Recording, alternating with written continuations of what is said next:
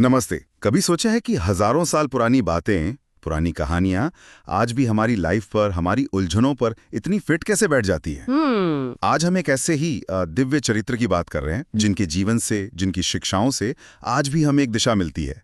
श्री कृष्ण जी। उनकी बातें सिर्फ ग्रंथों तक ही सीमित नहीं है, बिल्कुल नहीं। बल्कि आज की जो ये तेज रफ्तार जिंदगी है ना, इसकी कई गुत्थियां सुलझाने की चाबी भी उनमें है। तो चलिए आज इसी पर थोड़ी गहराई से बात करते हैं। ये बहुत सही बात है क्योंकि कृष्ण के इतने सारे रूप हमें देखने को मिलते हैं ना। हाँ। बचपन की वो शरारतें हैं, माखन चोरी है, प्रेम की बांसुरी है, मुरली मनोहर। हाँ, मुरली मनोहर। और फिर कुरुक्षेत्र के मैदान में वो कर्म और धर्म का गंभीर ज्ञान भी है। बिल्कुल। हर पहलू में, हर लीला में जैसे जीवन जीने का एक गहरा सूत्र छिपा हुआ है। सही। और ये सिर्फ कोई आध्यात्मिक ज्ञान नहीं है, ये बहुत प्रैक्टिकल है। दफ्तर हो, घर परिवार के रिश्ते हो, अपने निजी फैसले हो, हर जगह लागू होता है। हाँ, ये जीवन जीने की कला है एक तरह से। बिल्कुल, जीवन साधने की कला। बिल्कुल। और सबसे पहले जो बात शायद दिमाग में आती है वो है महाभारत का वो सीन, जब अर्जुन एकदम हिचक जाते हैं जी, अपने ही लोगों के खिलाफ शस्त्र उठाने से। जी। तब कृष्ण ने वो कर्मयोग का सिद्धांत समझाते हैं, कर्मण्येवाधिकारस्ते मा फलेषु कदाचन। हाँ। तुम्हारा हक सिर्फ कर्म करने पर है, उसके फल पर कभी नहीं। सुनने में कितना आसान लगता है ये। लगता तो है, पर असल में हम सब नतीजों की चिंता में ही तो आधे हो जाते हैं। यहीं पर बात थोड़ी और गहरी हो जाती है। हाँ, और देखिए यहाँ मजेदार बात यह है कि ये सिद्धांत सिर्फ कोई वैराग्य की बात नहीं कर रहा। अच्छा। ये असल में स्ट्रेस मैनेजमेंट का एक बहुत पावरफुल तरीका है। स्ट्रेस मैनेजमेंट कैसे? ऐसे कि जब हम अपना पूरा ध्यान, अपनी पूरी एनर्जी अपने एफर्ट पर लगाते हैं, प्रोसेस पर लगाते हैं, न कि सिर्फ ये सोचने में कि क्या होगा या मुझे क्या मिलेगा, तो मन अपने आप शांत होने लगता है। अच्छा, फोकस एक्शन पर, रिजल्ट पर नहीं। बिल्कुल। सोचिए ना, किसी ने पूरी मेहनत से कोई प्रोजेक्ट किया पर क्रेडिट किसी और को मिल गया। हाँ, होता है अक्सर। बुरा लगता है, स्वाभाविक है। पर कर्मयोग कहता है कि अगर आपने अपना बेस्ट दिया पूरी ईमानदारी से, तो वही आपकी जीत है, वही संतोष का बेस है। ये परिणामों से अनासक्ति है, कर्म से उदासीनता नहीं।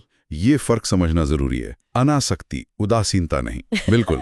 अच्छा, फिर आता है धर्म का सवाल। जी। कृष्ण ने हमेशा धर्म का साथ दिया। बिल्कुल। चाहे वो कंस का वध हो, जो अन्याय का प्रतीक था, या फिर अधर्म पर चल रहे कौरवों के खिलाफ युद्ध का फैसला। अक्सर लोग धर्म को सिर्फ पूजा पाठ या मजहब से जोड़ देते हैं। बिल्कुल। पर यहाँ इसका मतलब कहीं ज्यादा बड़ा है ना? बिल्कुल सही। धर्म यहाँ कर्तव्य है, नैतिकता है, वो रास्ता है जो सही है, जो न्यायपूर्ण है, भले ही वो मुश्किल क्यों ना हो। हाँ, मुश्किल तो होता है सही रास्ता। बिल्कुल। मुश्किल सिचुएशन में अक्सर आसान रास्ता, शॉर्टकट लेने का मन करता है। ऑफिस में कोई गलत तरीका अपना लेना या कोई सच छुपा लेना।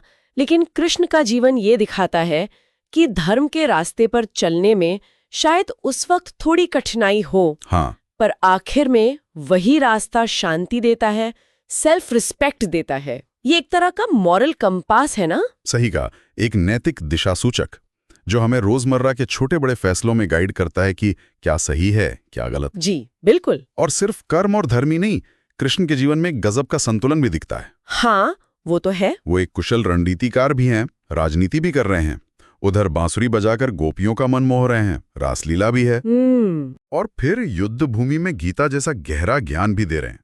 इतनी सारी भूमिकाएं और किसी में भी अति नहीं, कोई एक्सट्रीम नहीं।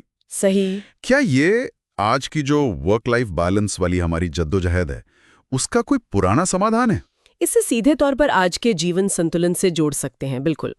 और ये सिर्फ काम और पर्सनल लाइफ के बीच टाइम बांटना नहीं है। अच्छा। ये है जीवन के हर पहलू को, करियर, रिश्ते, अपनी सेहत, एंजॉयमेंट, स्पिरिचुअलिटी, सबको सही महत्व देना। किसी एक चीज में इतना नहीं खो जाना कि बाकी सब पीछे छूट जाए। हाँ। कृष्ण का जीवन ये दिखाता है कि ये बैलेंस मुमकिन है। हाँ, पर आसान नहीं लगता। आसान नहीं है, पर इसके लिए एक कॉन्शियस एफर्ट, एक सजग प्रयास की जरूरत होती है।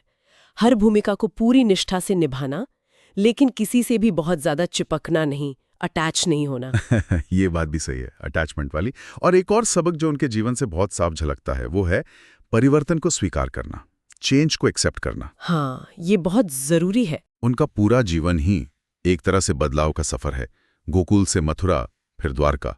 जी। बचपन की लीलाओं से लेकर महाभारत के वो गंभीर सारथी तक की भूमिकाएं, ये हमें क्या सिखाता है? ये सिखाता है कि बदलाव तो जीवन का हिस्सा है, वो कांस्टेंट है, एक नियम है। अक्सर हम बदलाव से डरते हैं, उसको रेजिस्ट करते हैं।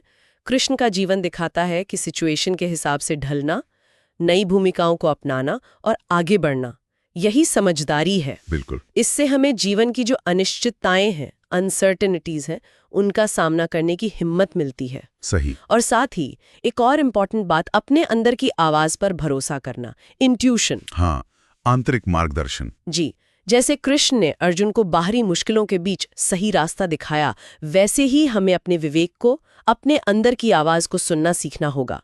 तो मतलब कुल मिलाकर देखें तो श्री कृष्ण की जो शिक्षाएं हैं वो सिर्फ इतिहास या धर्म की बातें नहीं रह जाती। नहीं, वो आज की हमारी भागदौड़ भरी जिंदगी की जो चुनौतियां हैं, स्ट्रेस है, सही गलत का चुनाव है, रिश्तों में बैलेंस है, बदलाव का डर है, इन सब का एक प्रैक्टिकल हल देती हैं। बिल्कुल। मुख्य बातें क्या निकल कर आती हैं? अपना काम करो, फल की बहुत ज्यादा चिंता मत करो। हाँ। सही और न्याय के रास्ते पर चलो, यानी धर्म पर चलो। जी। जीवन के अलग अलग पहलुओं में एक संतुलन बनाओ। हाँ। और बदलाव को, चेंज को अपनाओ। सही। ये बातें सिर्फ मन की शांति ही नहीं देंगी शायद, बल्कि एक बेहतर और ज्यादा मीनिंगफुल जीवन जीने में मदद कर सकती हैं। और अंत में शायद ये सोचने का एक बिंदु है सबके लिए कि इन सब बातों को जानने के बाद अपने जीवन का वो कौन सा एक छोटा सा कोना है जहां हम आज से ही शायद बिना नतीजों की परवाह किए अपना बेस्ट एफर्ट डालने का फैसला कर सकते हैं, या कहीं पर थोड़ा संतुलन लाने की दिशा में पहला कदम उठा सकते हैं। हाँ, बस एक छोटा सा कदम। जी। इस पर विचार करना वाकई फायदेमंद हो सकता है।